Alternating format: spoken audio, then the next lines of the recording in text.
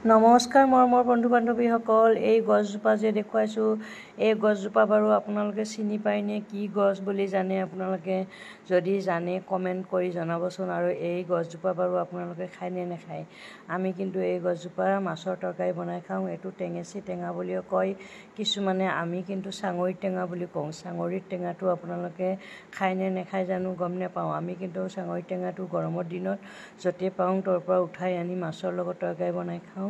প্ৰায় দালিৰ লগতো দি খাওঁ বা সুদা আলু বইল কৰি আলুৰ লগতো জোল বনাই খাওঁ। এই জোলটো খাবলৈ বহুতে সোৱাদজনক হয়, যিহেতুকে আমাৰ টবতে হৈছিলে।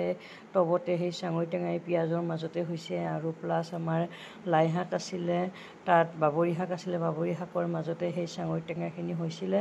মই যোৱাকালি সন্ধিয়া পানী দিওঁতে এইখিনি ছিঙি আনিলোঁ, পিঁয়াজৰ ঠাৰি ছিঙি আনিলোঁ, আৰু এই চাঙৰি টেঙাখিনি ছিঙি আনিলোঁ। ছিঙি আনি আমি আজি তৰকাৰী বনাম, খাম বুলি মানে ৰেডি কৰি আপোনালোকৰ ওচৰতে ভিডিঅ'টোত দেখুৱাইছোঁ। যদি আপোনালোকে এই চাঙৰি টেঙাবিধ খাই পোৱা নাই, এনেকৈ ভিডিঅ'টোত দেখাৰ নিচিনাকৈ আপোনালোকে এনেকৈ ধুই পখালি ল'ব। মই কেনেকৈ বনাওঁ আপোনালোকক টিপছটো দিওঁ, আপোনালোকে ভিডিঅ'টো স্কিপ নকৰাকৈ চাই থাকিব। আৰু কেনেকৈ বনাওঁ কেনেকৈ খাওঁ আপোনালোকে এই ভিডিঅ'টোত চাই জানি ল'ব। আৰু আপোনালোকে গাঁৱত থকা মানুহসকলেতো এই চাঙৰি টেঙাটো পথাৰত য'তে ত'তে পায়, ঘৰৰ পদূলিতো পায়, এনেই গোহালি ঘৰৰ ওচৰে পাঁজৰে পায়, বহুত জেগাতে হয়। কিন্তু আমাৰ টাউন চহৰীয়া মানুহখিনিৰ যদি ফুলৰ টব থাকে ফুলৰ টবত হয়, যদি ক'ৰবাত শাকনি বাৰী ৰুইছে তেনেকৈ হয়, টবত যদি ৰুইছে তেনেকৈ হয়। আমাৰো সেই তেনেকৈ টব 3-4টা মানত আমাৰ শাক ৰোৱা হৈছিলে। শাকৰ মাজতে এনেকৈ হৈছিলে। মই তাত সদায় পানী দি থকাৰ কাৰণে গছখিনি বহুতখিনি হৈ আছে। 3-4 জোপামান গছ উঠাওঁতে আমাৰ দুসাজৰ টেঙেচি টেঙা পাত ওলাই গ'ল। আৰু আমাৰ 4-5 সাজমানৰ হ'ব চাগে। আমি এতিয়া বহাগ বিহু আহিছে, জেঠ মাহত এই টেঙেচি টেঙাটো খাব লাগে। আমি এতিয়া টেঙেচিখিনি ধুই আলুৰ লগত এনেকৈ বইল কৰি ল'লোঁ। বইল কৰি লৈ আমি পিটিকি ল'ম। পিটিকি ল'লে আমাৰ তাৰ পৰা পাতখিনি যিহেতুকে ওলাই যাব, নৰম হোৱাৰ পিছতে আমাৰ পাতখিনি ওলাই যোৱাৰ পিছত আমি এনেকৈ মোহাৰি আছোঁ। মোহাৰি লৈ এই পাতখিনি আমি মিশ্ৰণ বনাই ল'ম, সীতাখিনি পেলাই দিম। এই সীতাখিনি পেলাই দিয়াৰ পিছতে আমাৰ এই জোলখিনি দি আমি কেনেধৰণৰ তৰকাৰী বনাওঁ আপোনালোকক এই ভিডিঅ'টোত দেখুৱাইছোঁ। যদি আপোনালোকে এনেকৈ খাব বিচাৰে, গাঁৱৰ পৰা চাঙৰি টেঙাটো উঠাই আনিব। উঠাই আনি ধুনীয়াকৈ ধুব, ধুই পেলাই এনেকৈ বইল কৰিব। বইল কৰি তাৰ লগত আলুও 2টা দি বইল কৰিব। আলু কম বেছি পৰিমাণে আপোনালোকে দিব পাৰে, কিছুমানে আলু নিদিয়াকৈও খায়। মই যদি বেছিকৈ পাতখিনি ছিঙি দিলোঁ হয়, আলু নিদিলোঁ হয়।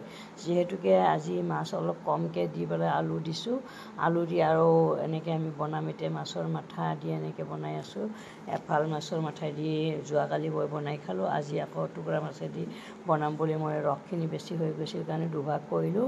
ৰস দুভাগ কৰি মানে এভাগ কালি খোৱা হ'ল, যোৱাকালি খাইছিলোঁ, আজি এভাগ বনাই আছোঁ। মানে বৰ্তমান এতিয়া এইখিনি বইল কৰি থৈ দিছিলোঁ আমি, এতিয়া চেপি পেলাই এই ফ্ৰিজত ভৰাই থৈ দিছিলোঁ, ধুনীয়াকৈ থাকে। যিহেতুকে এতিয়া অলপ অলপ ঠাণ্ডা, ফ্ৰিজত মানে হেৰি কৰি থৈ দিলে বহুত দিনলৈকে থ'ব পাৰি। এসপ্তাহমানলৈকে মিনিমাম এই ৰসটো থৈ দিব পাৰি।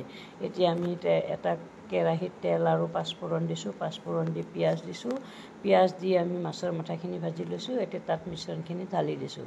মিশ্ৰণখিনি ঢালি দিয়াৰ পিছত আমি তাত কি কি দিম আপোনালোকে চাবচোন। তাৰপিছত তৰকাৰীখন আপোনালোকে কেনেকৈ ভাতৰ লগত খাই কেনেকুৱা লাগে, যদি খোৱা নাই এনেধৰণৰ বনাই খাব। খাই পেলাই ভিডিঅ'টো চাই যদি ভাল লাগিছে লাইক শ্বেয়াৰ কমেণ্ট কৰাৰ লগতে এই পেজটো ফ'ল' কৰি দিব বুলি মই আপোনালোকৰ ওচৰত এইখিনি প্ৰচেছিং কৰি দেখুৱালোঁ।